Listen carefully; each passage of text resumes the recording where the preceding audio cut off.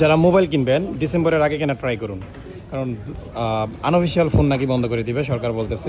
আসলে unofficial phone বন্ধ করলে এতে লাভবান হবে কারা আর ক্ষতিগ্রস্ত হবে কারা, একটু আমি আপনাদের বর্ণনা দিই।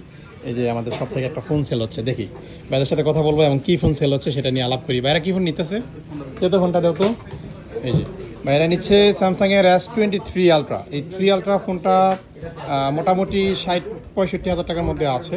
এই ফোনটা নিচ্ছে বর্তমান বাজারে। বাট এই ফোন যদি আপনার বাংলাদেশে অফিসিয়াল আসে 2 লাখ টাকার নিচে আপনারা কখনো কিনতে পারবেন না। এতে ক্ষতিগ্রস্ত হচ্ছে কারা? আমরা যারা সাধারণ জনগণ আছি, যারা মোটামুটি ফ্ল্যাগশিপ ফোনগুলো ইউজ করতে পারি বাংলাদেশে থেকে মোটামুটি কম টাকায়। সো আমরা কিন্তু ক্ষতিগ্রস্ত হইতেছি, এতে সাধারণ পাবলিক কিন্তু ক্ষতিগ্রস্ত হচ্ছে। সো আপনারা হচ্ছে শুনতেছি এখন যে আনঅফিসিয়াল ফোন নাকি বন্ধ করে দিবে।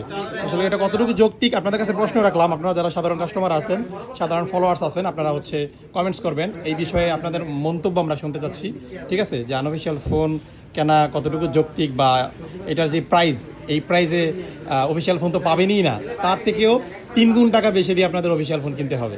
তো এই দিক থেকে কিন্তু আপনারা ক্ষতিগ্রস্ত হবেন, এটা আসলে উন্মুক্তভাবে আমি বলতে পারি। এই ভাইয়ারা আসছেন, কোথা থেকে আসছেন ভাই? কিশোরগঞ্জ থেকে আসছেন। গ্যাজেট ম্যানের ভিডিও দেখতেন না? আজকে আসছেন S23 আলট্রাটা নিচ্ছেন। এটার প্রাইসটা কেমন ছিল ভাইয়া? কার জন্য নিচ্ছেন এটা? আপনার জন্য। কি নাম আপনার? আশরাফুল ভাই। আচ্ছা, S23 আলট্রা ফ্ল্যাগশিপ ফোন। এত দামি ফোন নিচ্ছেন, ফ্ল্যাগশিপ ফোন কি করবেন ফোন দিয়ে? রেগুলার ইউজে ভিডিও করেন? ভিডিও করার জন্য কিন্তু জোস। এই যে এটার ক্যামেরা দেখেন, অনেক সুন্দর। S23 আলট্রার ক্যামেরা অসাধারণ। সো এটা কন্টেন্ট ক্রিয়েট করার জন্য কিন্তু অস্থির একটা ফোন। ঠিক আছে ভাইয়া, অনলাইনে দেখছেন, শপে আসলেন, সব কিছু পছন্দ হয়েছে? খুশি তো আপনারা না? ঠিক আছে, আপনাদের খুশি হচ্ছে আমাদের খুশি। নেন ফোনটা নেন, এই হচ্ছে বিষয়। ঠিক আছে, যারা আসবেন চলে আসবেন ফোন কিনতে আমাদের শপে।